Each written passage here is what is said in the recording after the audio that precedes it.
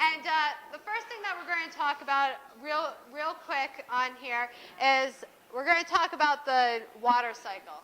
Because you can't have a watershed if you don't have water, right? So, and I'm all excited to use the laser pointer, so I'm like, yay. All right, so the first thing that happens, or, I don't know whether this is does chicken come before the egg or the egg before the chicken, but we're going to go under all intents and purposes. The first thing that you do is you have evaporation. Then what happens? Condensation. Exactly. Then what happens? Exactly. Oh, that went to, so I did see that somebody had defined the ridge and divide. Unfortunately, the copies that you have, they're a little bit harder to see, and they should be in color, because I had a hard time as I was kind of testing myself last night, realizing that the actual river coming down here, that's a lake. If it had a little bit of color, it would be a little bit easier for you guys to define what the arrows are pointing to.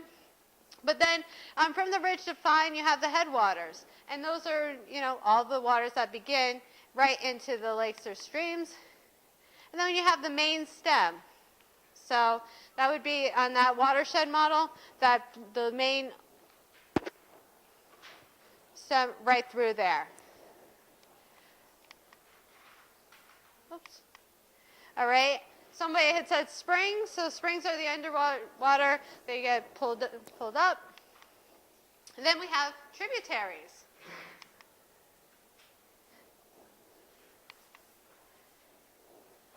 Like that was pretty self-explanatory, I think. And then reservoir. What's a reservoir? Can anybody tell me what a reservoir is? Yep. Exactly. And what's one of our largest reservoirs here? Scituate Reservoir, exactly. And they did have to expand it and stuff like that and make sure, but that provides all the water, I believe, to Kent County, Providence counties. So it's really important that we get that rain precipitation, or else that reservoir does go low. Then we have a floodplain. So, can anybody tell me what a floodplain is? I don't know. Where a flood would be at? What? Yep. An area where a river naturally floods seasonally. Exactly. So they comes out and then it recedes. But basically, it's good to have those, because if you didn't have that area and that area free, and if you start actually building on that area, what's going to happen? You're going to be flooded out. So it is important to have those areas. Then we have the mouth of the river. The mouth of the river empties into what? Wetland, which eventually, if we're talking Rhode Island, would eventually be the bay. And then we have the wetlands right there. And we're very lucky, as we talk about aquatic ecosystems and stuff going into this. Rhode Island, we have a whole host of aquatic ecosystems that we get to study from and learn from, because we do have both freshwater and saltwater wetlands. Oops. Then we have groundwater, and we have groundwater and surface water.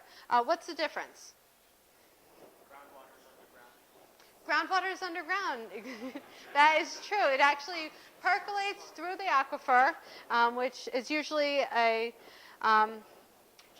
pretty much different, could be anything from silt to gravel to whatever, but it percolates down, and eventually that's where we get, it recharges the whole system. So we have groundwater, but then we also have surface water. And what's surface water? If that's groundwater, percolates down, it's on the surface. So it's pretty much all the waters, lakes, streams, even runoff, that's all surface water. Do you have anything you want to add that I forgot? Awesome. I like that. Exactly. So we're probably just going to move it right along. And oh, I completely forgot. Thanks. So this is actually this project. Yeah. Pardon?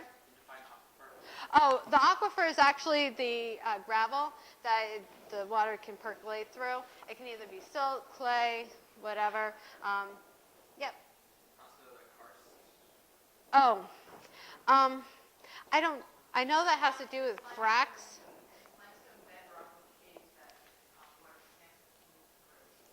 Yeah, I had read that in the Project Wet thing, and then I'm like, oh yeah, I have to remember that. But yeah, I completely forgot.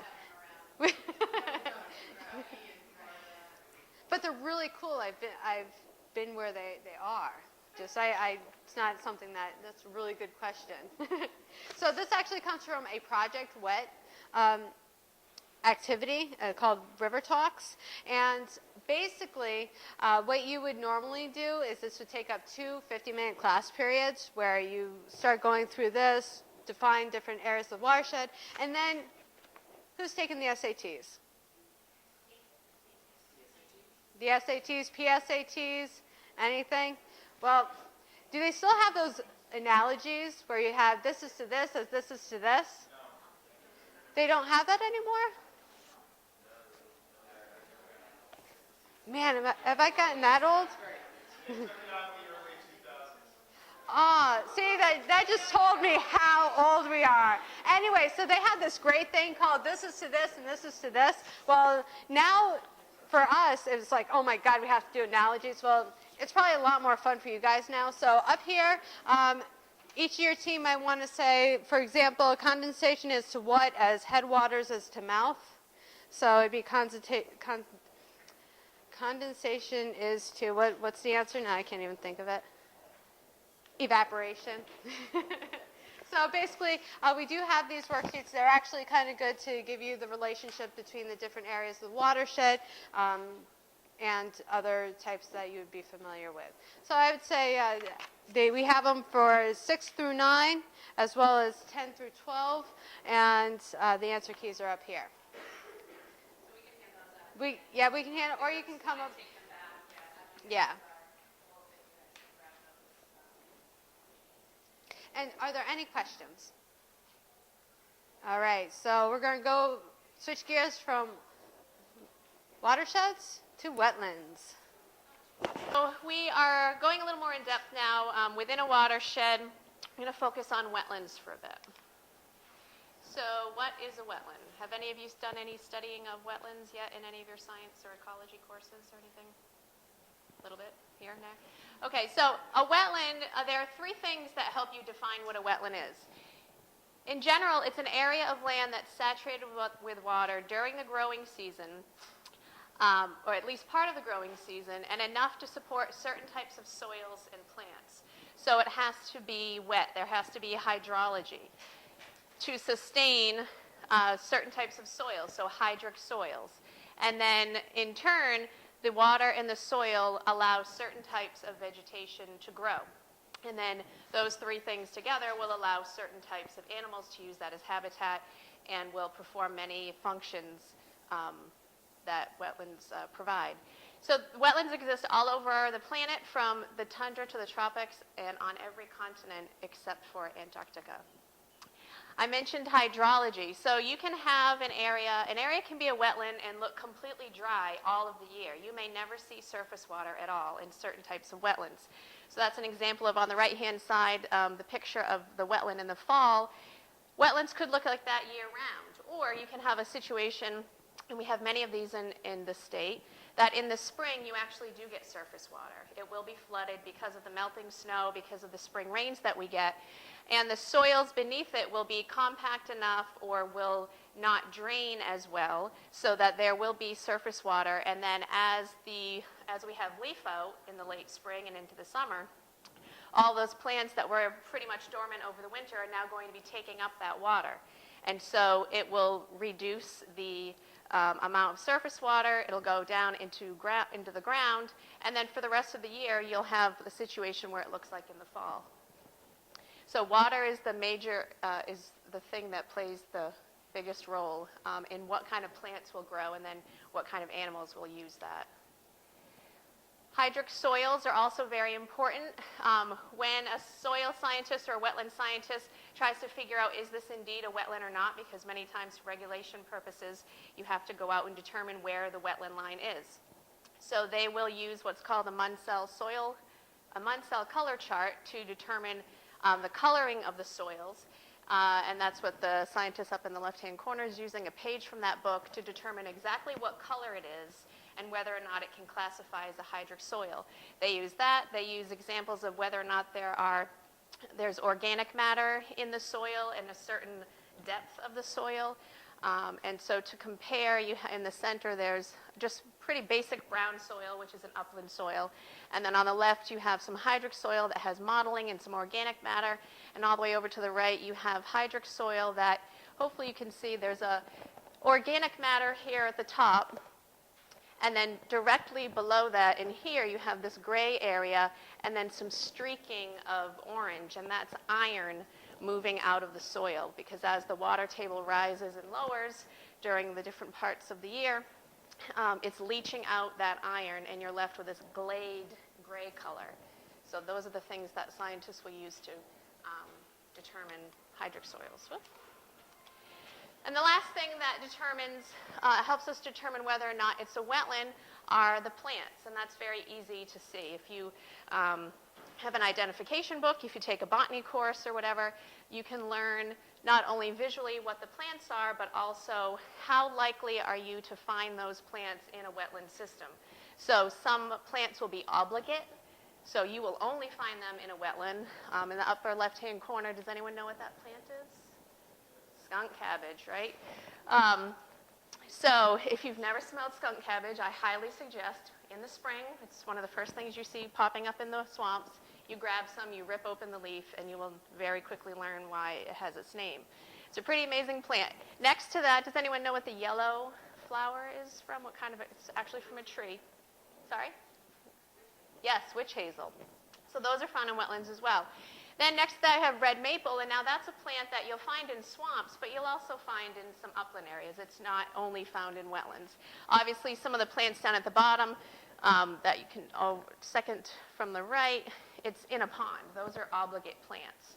So pitcher plant here with sphagnum moss. Sphagnum is an obligate plant, wetland plant. So we use, is there evidence of hydrology? What are the soils like? And what are the plants that are in the area? And that will define what the wetland is. There are many different types of wetlands. It's hard to go over all of them, which I'm not going to do, because you have some main types of wetlands. And then within those main types, you can further classify into many other types. Some of them we have in the Northeast. Some you may only find out west. So something that's the most common in Rhode Island are swamps. We have many, many, many acres of red maple swamps in the state. So swamps are areas that are dominated by trees.